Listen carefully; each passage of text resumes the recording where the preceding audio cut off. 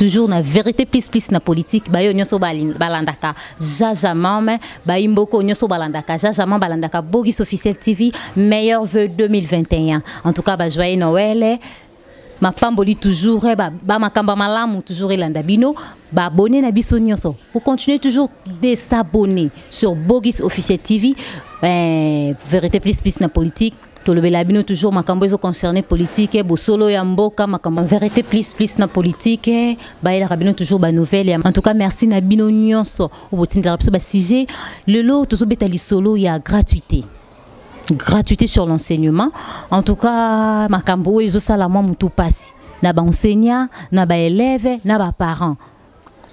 affaire ya gratuité mutunyo saza ko se plaindre mutunyo saza ko lela bana ba ko tanga te ba école msusu ezo tanga ba école msusu ezo tanga te ba makambo ezo marché te gratuité sur l'enseignement le président a pesaki mbeko na ye alobaki ke non ba école nyonso ya catholique ekoma ofele business to mona ki batunyo ba sepelaki longonia na président batunyo ba baki non président asali makamba malamu azui likanisa malamu parce que ba école les ofuta cher ba école les ofuta ka ba $800 ba $900 ba $1000 ba so futa ndenge moko na bana université ba parents ba lela ki président ayoka ki kolela amona ki ke côté ya école ezo kende mo nungu na mekempe ko kitisa ou soit na tcha école catholique ezala ofele pour eza ya l'état. Mais c'est comme si l'église catholique est vraiment qui convaincu. C'est juste qu'aujourd'hui l'église catholique est convaincu na eloko président lobaki yaza mukonza mboka soka lobi faut boto ça. Mais le to komona ke comme loko la guerre entre président na ba église catholique et sepelité. Ba enseignant kuna pe baza ko se plaindre que non ba so futa mate banda président loba que non ba na ba futa ka susu ba freté tozo mona ngo ba enseignement ba so futa mate ba lobi mbongo na bango ekomi ebele donc faut ka président azongisa makam na bango ndezalaki liboso to ebite to ko kende wapi na mboka na biso toujours vérité plus na politique ba imboka ba lobi non président il fallait asala eloko périodiquement il fallait bandango ndambo Batumsu balobino à surprendre ba imboka à surprendre ba enseignant parce que ba enseignant ba bika kaka na bambongo bango ba futa maka yé président yé aye a lobby a pesi ba loi a koki ko si sonti na suka te to ebité et loko nini so senga pour gratuité et soit espace parce que jusque là gratuité nanu et soit espace nangote sur 100% ba ko mettre 50% te bana misusu na bekol misusu bazo tanga te au monde lelo batangi lobi botanga te ba enseigner baza susu na isengo te baza susu na sentiment wana ya kotangisa susu bana te et bana pe ba ko bima mayele te bana baza na ba retard ya ba cours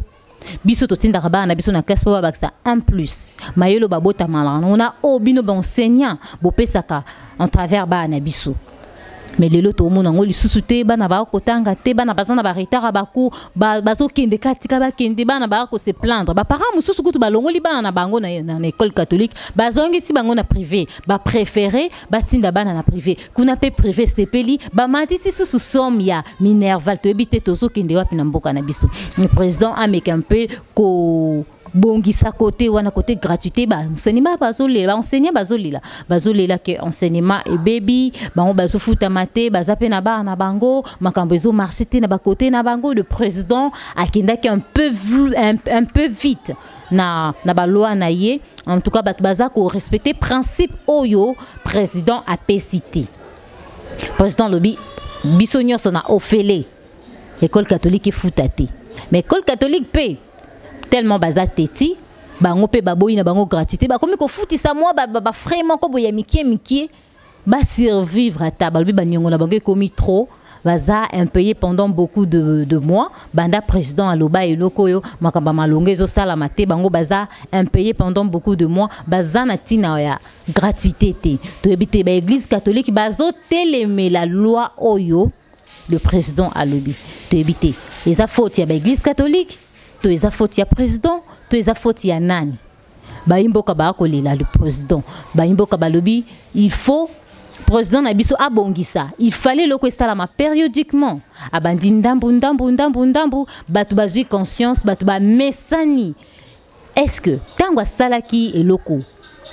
abengaki ba enseignant a contactaki ba enseignant ba vandaki ba zwi likanisi moko bazaki munoko moko. C'est comme si bayokana quitté. C'est comme si président de l'église catholique bayokana quitté parce que l'église catholique jusque là bazoboya na bango makamba gratuité. En tout cas ba hôtel milango.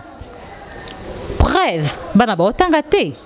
Bana ba otangate. Encore est tombé sur ma kamba couvre-feu oh bana ba mikangela ki classe avant kutu mamba couvre-feu et ça la bana déjà ba mikangela na bango classe pour batanga na bango te les autres dépendre de l'école catholique monsieur tanga te pour bazo kana te ba enseigner monsieur babi tozo futa mate toza pe na tawana ya kotangisa bana binuti pour tozo futa mate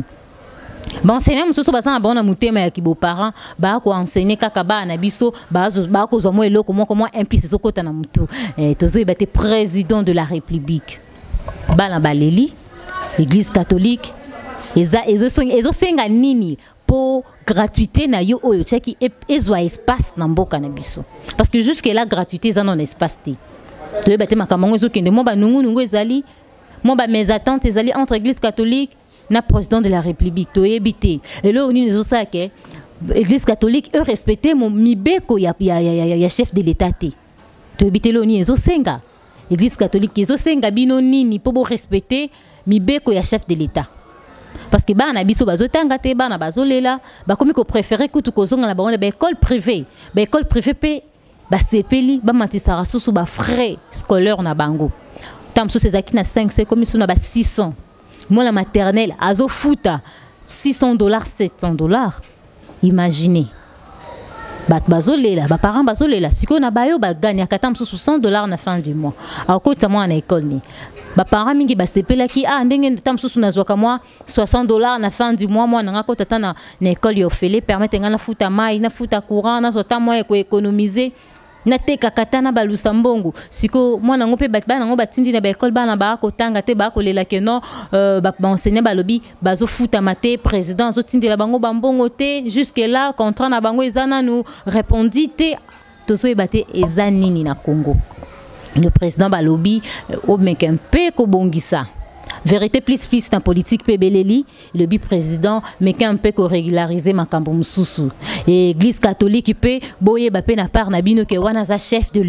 l'état a pestimibe kwa tali mboka ngondenge zo kendele le gens ne gagne pas beaucoup d'argent avec le peu au baganyaka ba sepela ki na mobeko oyo président de la République azwaki président de la République a lobby que non bacha ofele ba parents misusu ba sepela ki bazaki vraiment heureux na le loco président lobaki to éviter et so senga nini pour église catholique et permettre gratuité et espace et place dango comme il faut et tant que chef de l'état nenga lobby il faut biso peto respecter mi beko au chef de l'état azuluba to éviter et so simba te peuple a besoin a ba vérité bayimbo ka bazan beso bayeba ba okende wapi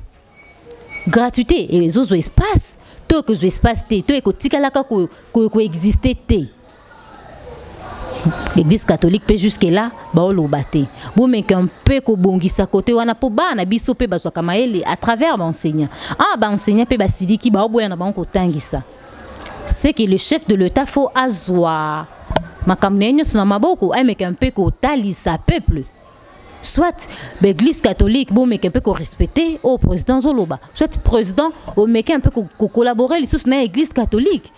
ceux qui bozana moi caché moko ya kochawa na bochila ba parents ba ke non ba ceux qui ba deko futa moi 350 ba ki tata na moi 160 ba ki tata na moi $100 pour permettre moi na nyo soit tanga à éducation